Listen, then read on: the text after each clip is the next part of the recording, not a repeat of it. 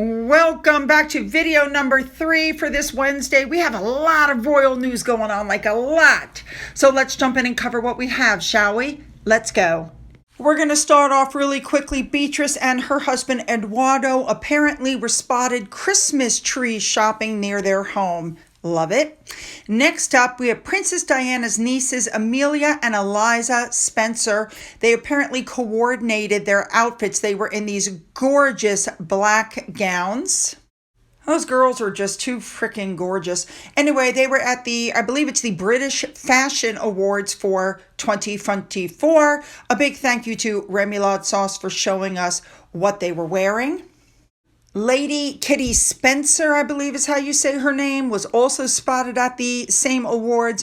What an absolutely gorgeous dress. These girls have a really good gene pool. That's all I can say. Next up, we have Sophie, the Duchess of Edinburgh. Capability Scotland has called her its new royal patron. I absolutely love that. All right, let's move on. Next up, on November 28th, the Princess Royal did an investiture and she invested Henrietta Barkworth Nanton, CBE, for services to people affected by domestic abuse and homicide. This took place during the 16 days of activism against gender-based violence.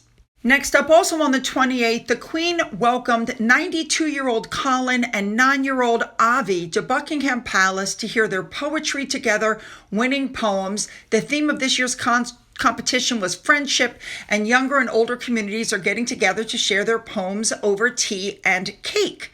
Love it. Moving on.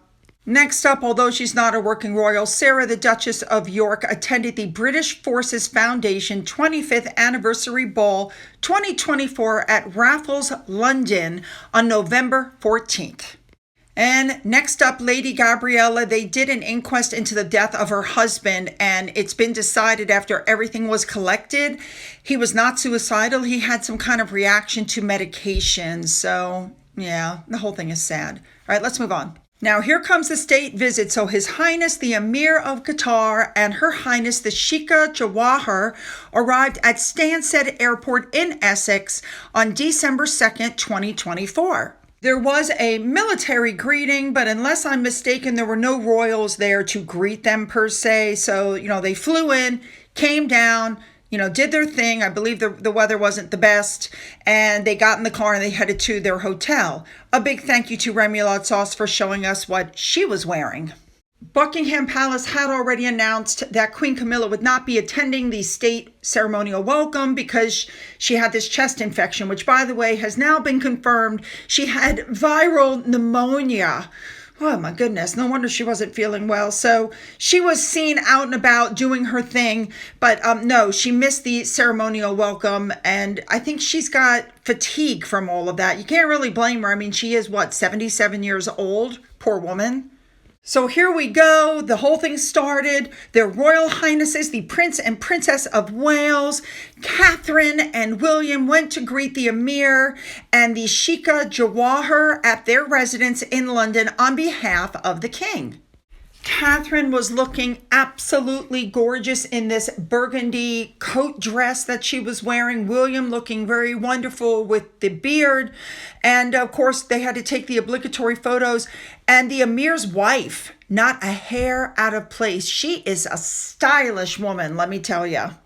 While this was going on, Charles went ahead and went to the reception area. That is his private secretary, Sir Clive Alderton.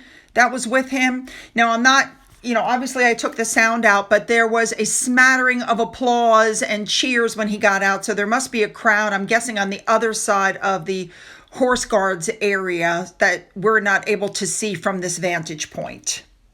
Charles went up, he went down the line saying hello to all the dignitaries, and then he got into position and got ready for everybody to arrive. He's looking pretty good to me for somebody who's still having chemo, you know what I'm saying? He looks like he's put on some weight and he looks a lot healthier.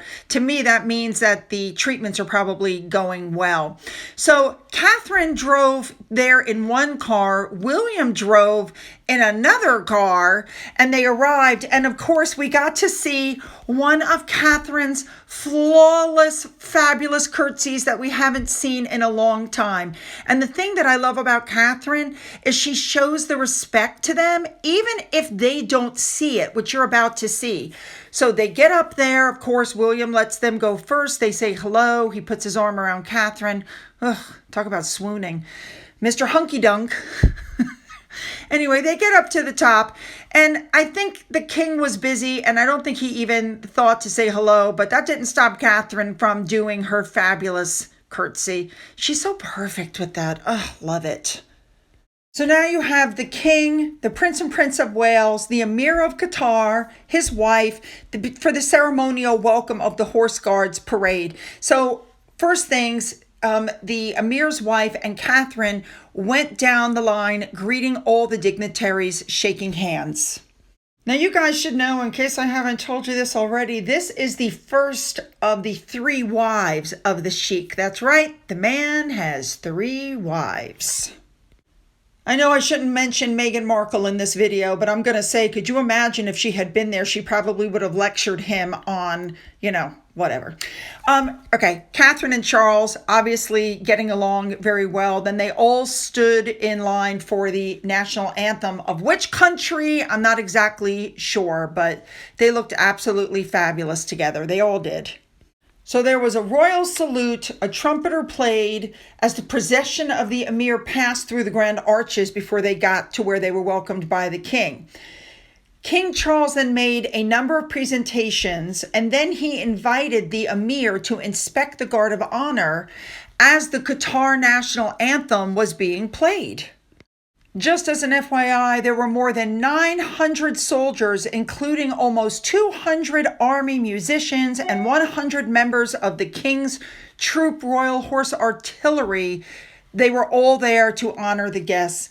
I loved to see these pictures of William and Catherine. It tells me that everything is going well. I think her illness probably brought them closer together. Now, this state visit, the format they're saying was adjusted slightly to allow the king's troop to play a more visible role. Not least because they say the Amir adores his horses and passed out of Sandhurst as a young man.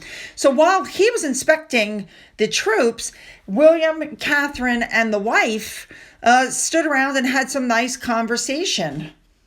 FYI, also, the Guard of Honor was formed by the 1st Battalion Welsh Guards with the King's colors, accompanied by the band of the regiment. I love that. Now, of course, when it came time to go, William was very protective of Catherine, putting his hand on her back, leading her down to the carriage, because, of course, now they were returning to the palace by carriage.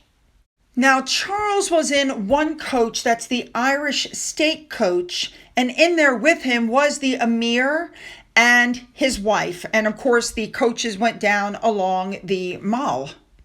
William and Catherine were in the Australian state coach with the Qatar Prime Minister. I'm sorry, I am not going to try to pronounce his name, but it looked like they were having a very animated conversation, and Catherine was smiling broadly through most of the trip. She looked like she was really enjoying herself. I'm sure she's glad to be back to work. So, of course, Charles got there first, and when they got off of the coach and went inside in the grand hall, they found Queen Camilla waiting for them.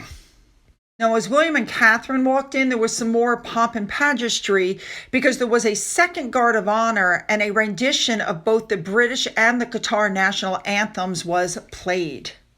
Now, once they got up, inside, then they went up the stairs where they went into the picture gallery. Now, the picture gallery, for me, every time I see these pictures, it's just a gorgeous room. But what they did was they laid out for everybody remnants of things that the palace has from Qatar. What they were looking at was a display of Qatari items from the royal collection.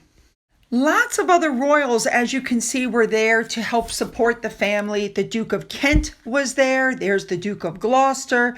You have the Duke and Duchess of Edinburgh. The whole family came out to support the King and the Queen, as well as Catherine and William.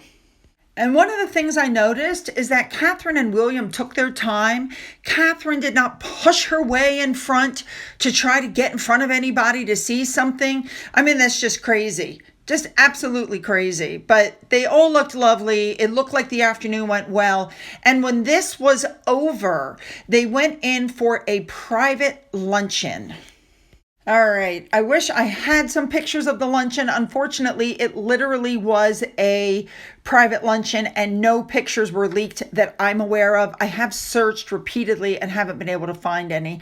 And here's just a few pictures of some items that were on display. I just thought it was very, cool to look at them. Now, one other quick little bit of information before we move on. Some pictures came out showing Princess Anne, the Princess Royal, as she was making her way to the Horse Guards parade for the things, but I didn't see any pictures of her. So odd.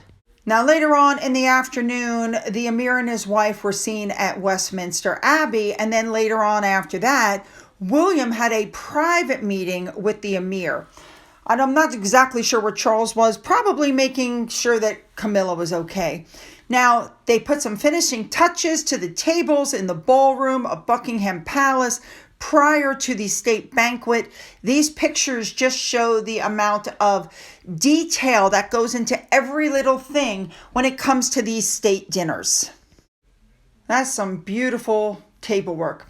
A big thank you to Remoulade Sauce for showing us everything that William's wife was wearing, that Edward's wife was wearing, and that the Amir's wife was wearing as well. Looking good, ladies.